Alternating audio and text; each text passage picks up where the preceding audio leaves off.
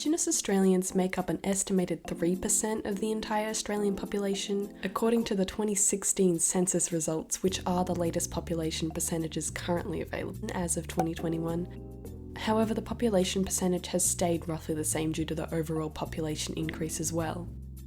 Why does this matter, you might be wondering?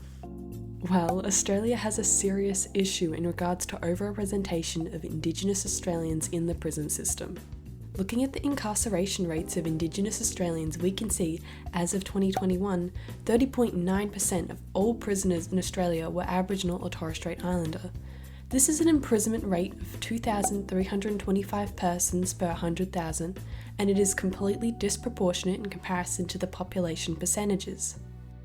Indigenous Australians are 15 times more likely to be in prison than their non-Indigenous counterparts, and Aboriginal youth make up 49% of all juvenile offenders.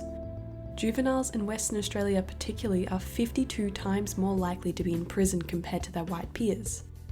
My name is Ethan and I am Aboriginal, Yorta Yorta specifically. I currently live within Victorian borders, and what spurred this video has been a recent increase in Australian propaganda on social media, in particular TikTok. It makes me sick watching police officers, the New South Wales Police specifically, try to create relatable, funny videos as if they haven't performed strip searches on 96 children in the past year, some being as young as 11 and 21% of them being Indigenous. Indigenous Australians have been stereotyped and portrayed to be lazy, drug-addicted criminals who have it easy and constantly get free handouts from the government. So when statistics on the horrific incarceration rates are revealed, no one bats an eye because they just commit more crimes. Let's break this down, shall we? There are several issues with this argument, one of the main ones being over-policing in Indigenous or lower socio-economic areas. If specific areas are patrolled more often or by more police officers, then statistically speaking it makes sense that it would seem like more crime occurs there. However, in reality, the over-policing of these areas just increases the likelihood of people being caught committing crimes. An equal amount of crime could be occurring in two areas. However, if one area is more heavily policed, then it will appear as if more crime is happening in that area, skewing the results. Over-policing happens because of the pre-existing racial and class stereotypes. The statistics of incarceration rates then further perpetuates these stereotypes and the cycle continues. Another glaring issue with the argument they just commit more crimes is racial profiling and systemic racism, the biggest contributor to these imbalanced percentages. Just the disproportionate rates alone should be enough to prove that there is a clear racial bias at play. However, to further argue the point, let's compare the rate at which Indigenous and white Australians are charged with different offences. For example, Indigenous Australians in Western Australia are 19.2 times more likely to incur a fine for a seatbelt offence compared to their non-Indigenous counterparts. However, this statistic alone is not enough to prove a racial bias, as a counter-argument would just be to return to the same rhetoric we began with, that Indigenous Australians are simply more prepositioned to commit criminal offences. However, as we dig deeper, we find that Indigenous Australian drivers received 3.2 more fines from being pulled over by the police compared to their white counterparts, but when infringements were issued by traffic cameras, statistics were almost even.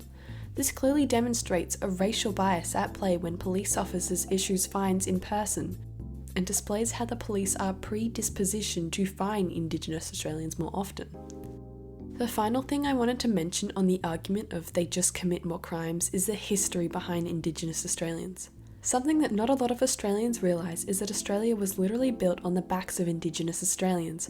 Australia would not be where it is today if not for the unpaid labour and efforts of the Indigenous population.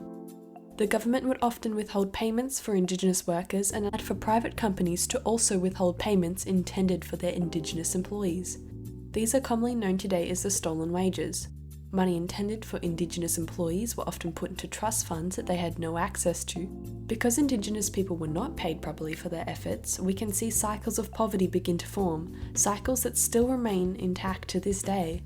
On top of struggling with poverty cycles, education access and rates for Indigenous children still remains to be a massive issue. Education has proved to be a key factor in breaking poverty cycles, yet proper support for Indigenous Australians is still withheld. Not to mention discrimination in the workforce, and how even having an Indigenous name on your resume can greatly decrease your chances of being employed. Indigenous Australians continue to be discriminated against and mistreated by the general population of Australia and the government. They don't commit more crimes, that's simply been the same tired rhetoric used to justify the further oppression of Indigenous peoples. Indigenous Australians have been demonised in order for the government to avoid accountability for their reprehensible actions and to uphold white supremacy. After all, it's a lot easier to simply arrest Indigenous people rather than actually help them. Some other reasons for high incarceration rates are stolen generations, Indigenous people who are taken from their families as children are twice as likely to be arrested due to factors such as trauma from domestic abuse, a disconnection from land. Indigenous Australians are more likely to experience a conflict with the law if they are unable to live on their traditional lands. Social and economic situations. Poverty and unemployment rates are high, particularly for young Indigenous people in rural and remote areas, and a lot of crimes committed are out of necessity. Inadequate legal representation, people's attitudes, lack of language skills. Some Indigenous Australians are taken advantage of in the court process due to English not being their first language. Fetal alcohol syndrome, health problems, family breakdowns and violence, disintegration, manifest in deliberate attempts to strip away culture from Indigenous communities, lack of accommodation, inflexible funding, reoffending, inflexible sentencing acts, lack of community services, childhood and intergenerational trauma, and finally a lack of government action. I'd like to dedicate this portion of the video to Western Australia, the state in Australia with the highest rates of Indigenous incarceration, and has been revealed to be responsible for the most inhumane and disgusting behaviour towards their Indigenous prison population. The average rate of incarceration across all of Australia for its Indigenous population is 2,325 persons per 100,000. However, when examining the states on an individual level, we see that Western Australia has a rate of 3,647 persons per 100,000. One could argue that they simply have a higher percentage of Indigenous population compared to their overall state population, and that is reflective in their incarceration rates. However, the state percentage is 2.9%, which is actually lower than the overall percentage of Indigenous population compared to Australia's population. WA has the highest Indigenous juvenile detention rates, with nearly half of all detainees being Indigenous.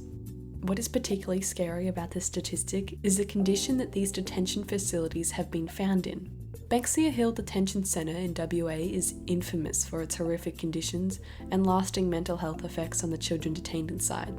It has recently come under fire again after an inspection of the facility revealed that the minimum requirements of 1 hour a day outside of the cell were not being met. Children in the intensive support unit were confined to their cells for over 23 hours at a time, for weeks on end. This has taken a severe toll on the kids' mental health, as young boys snap after being held in solitary confinement for weeks. The detention centre has sparked even more debate after reports of the kids making suicide pacts with each other inside of the detention centre. The kids in the centre aren't allowed to contact family either, severing a crucial connection to culture.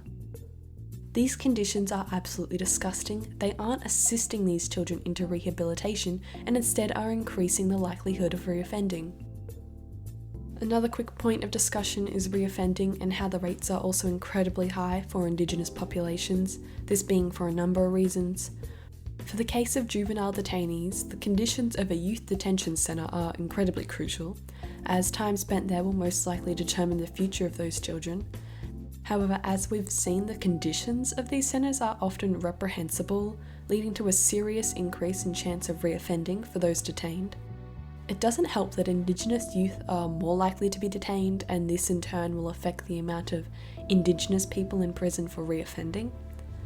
The main reasons for reoffending are a lack of rehabilitation programs available, a lack of mental stimulation whilst in prison, undemanding prison jobs available, an us versus them regime, and finally condescending attitudes that people have towards those who are currently in prison and also those who have been in prison before.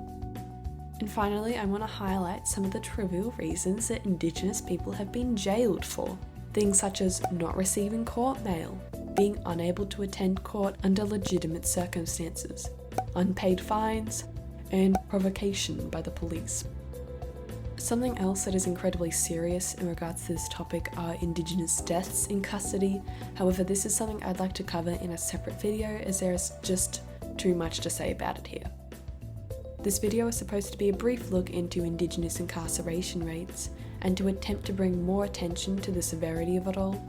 This is a very personal topic to me, and whilst I want to make more videos like this in the future, I would also like to pursue more light-hearted topics as well. It would be greatly appreciated if you left a like or a comment, and I hope to see you again. Thank you so much for staying to the end. Make sure you stay hydrated, and I'll see you next time. Bye bye.